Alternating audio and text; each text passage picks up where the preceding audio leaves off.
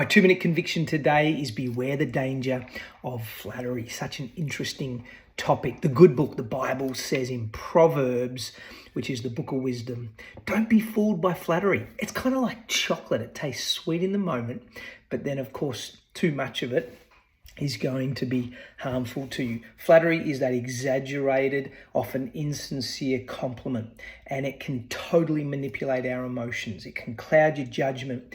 It can distort your reality. It can diminish our critical thinking and give us a false sense of trust in people. And as leaders, we need to not only be wary when people are showing flattery to us and not to be influenced by that, but we don't want to use flattery in our leadership of others.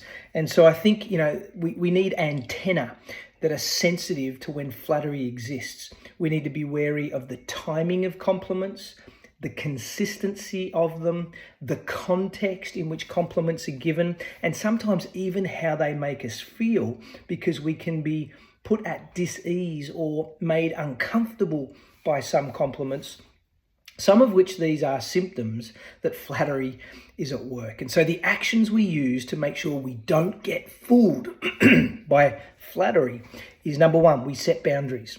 We are very clear on what we will and will not do, regardless of whether the compliments come or not.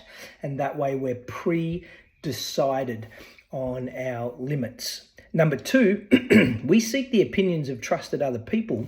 When compliments come in, we need them to almost fact check or truth check that there is substance to those compliments. And number three, we practice and get really good at saying no and using assertive communication, even in the face of flattery. And so that's my 2-minute conviction. Let's not be fooled by it and let's not be guilty of it.